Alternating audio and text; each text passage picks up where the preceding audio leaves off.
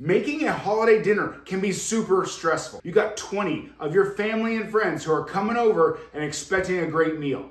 The pressure is on. Today I'm going to show you 5 tips that are going to help you make that holiday dinner easier. Let's talk about Instacart. They are the sponsor of this video and they have your back when you forget some ingredients. First and foremost, I want to thank Instacart for sponsoring this video. Now, I am notorious for missing ingredients. I'll go to the store, I have a nice long list, and I will forget at least one thing, if not 2, for each recipe that I'm trying to make. This drives my wife crazy. Are we out of salt? I can't believe we're out of salt. I just picked up Instead of going and making a rush trip to the grocery store, I use Instacart.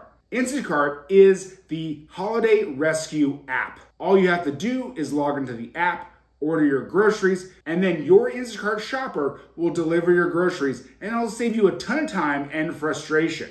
Get free delivery on your first 3 orders and delivery as fast as 1 hour. Instacart has got your back this holiday season. We have a lot to cover. Let's get to it with tip number 1. Tip number 1 is to not underestimate the event. You might have 20 people coming over. When was the last time you cooked for 20 people? You know, it was the last holiday dinner. So caterers and chefs do this all the time. They do big parties for 10 people. They do big parties for hundreds of people. And the thing that they have that you don't is the fact that they have a plan. You gotta go forth and make a plan and check off your list. We got prep lists, we got a menu, we got a plan. Everything is thought out to the minute detail so that everything goes off without a hitch. Planning is the #1 thing you can do to ensure that your holiday dinner will go off smoothly. We are not just winging it here, people. We're gonna make a prep list. We're gonna divide the duties among several people. This is a serious event. If you think you're gonna wander into a group of 20 people and make dinner for them and it's gonna go by super easy and there's gonna be no problems, you are sorely mistaken. Tip number 2 is don't get too fancy. What people do is when they're hosting this event, then they're gonna go to Pinterest, they're gonna find all these weird, obscure recipes with all these intricate ingredients that they have to go all over town for, and they forget one big thing. Keep it simple. If I am sitting over here fumbling through recipes and like this one really cool side dish that I saw on Pinterest takes 90% of my time, then it's not worth it. Do you ever wonder why your grandma did all of the cooking for Thanksgiving or Christmas and then looked effortless doing it? It's because she just played the hits. Turkey, mashed potatoes, green beans, whatever it was. She had done that meal thousands of times and was good at it and didn't do anything super crazy. You are gonna impress more of your family and friends by having an effortless meal prepared than if you have some crazy ingredients. Let's take mashed potatoes, for instance. We're not gonna do some like super intricate truffle Parmesan mashed potato. Mashed potatoes are potatoes that are cooked and mashed, and add milk or cream and butter and salt and taste it and it's done. I don't have to sit here and pour over a recipe that has 30 steps and 27 ingredients. Keep everything you can super simple. Let's go on to tip number 3. All right, so tip number 3 is to accept help. Now, I am the worst at this. I went years without letting anyone help me in the kitchen. And I'm very territorial when it comes to that, and I really had to work on it. The one main reason you want to accept help in these situations is so people will stop asking you if they can help. I figured that was the best way to do it. When I'm doing my planning, I will go through each recipe and go, okay, what is something that someone can help me with? And I'll write that down on a separate piece of paper. And that way, if someone comes and they're like, what can I help you with? I already have a list ready to go. Also, a form of help is when someone says, what can I bring? Give them something to bring. But when you let someone bring something to your house for your holiday dinner, you gotta have some questions. What are you bringing? What size is the pan?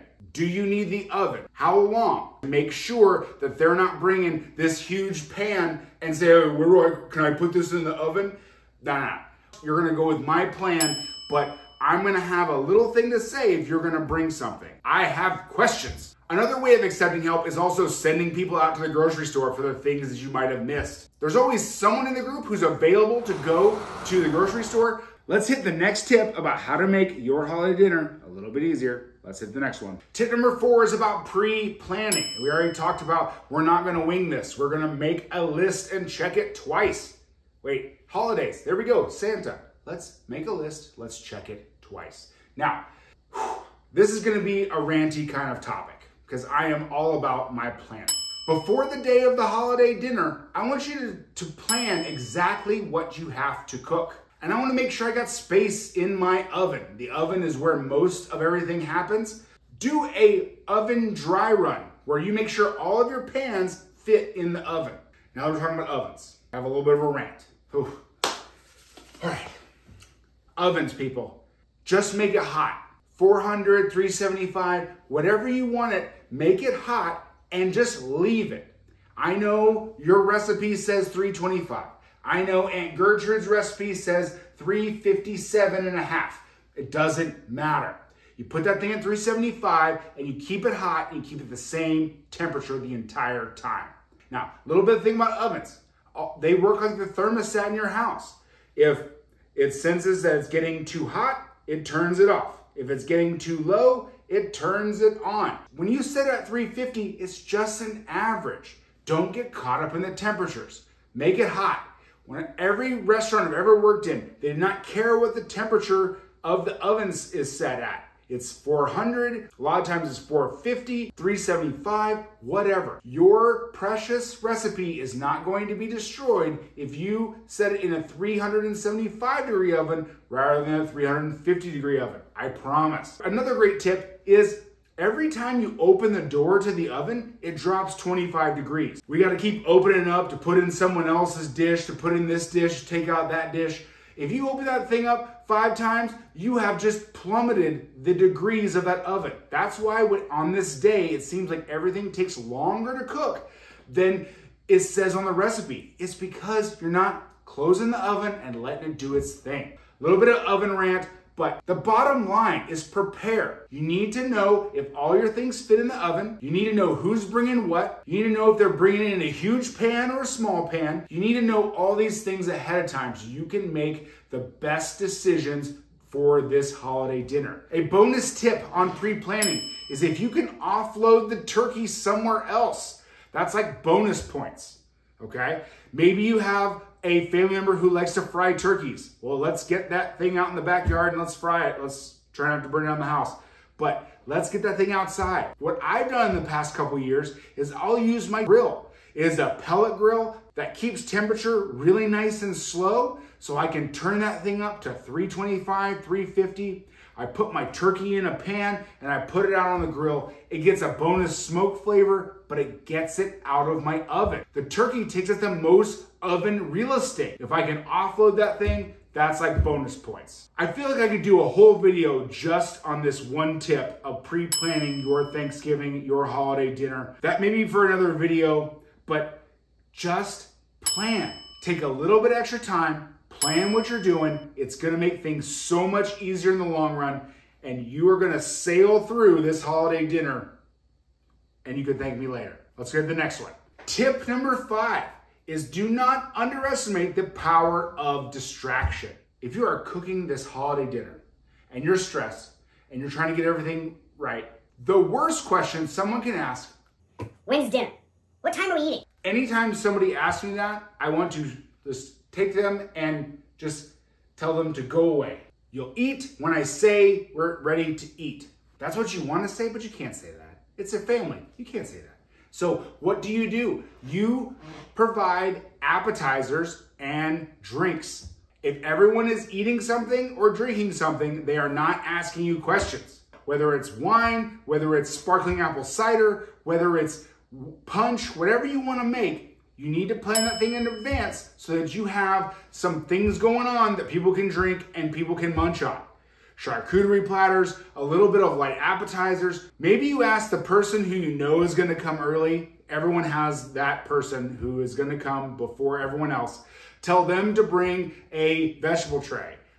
Tell them to bring a charcuterie tray, whatever, so that they can bring some things and take some things off of your list. And then that way, when it's time for all your guests to arrive, there's a little bit of something for them to eat. And drink, and it makes everything so much easier. If people are eating and drinking, they're having a good time, then they're not asking you, when are we eating the turkey? Big deal. Let me know in the comments some of your go-to appetizers that you put out. Do you like vegetable trays? Do you want to do something else? Like, let me know what you guys are putting out this holiday season, and what are we drinking? What are we eating? Let me know in the comments. I hope this video helped you with a couple of tips. If you like this video, click on the next one. I'm gonna go over 3 non-meat side dishes that I make every year for my holiday dinners. It's gonna be great. Click on the next one.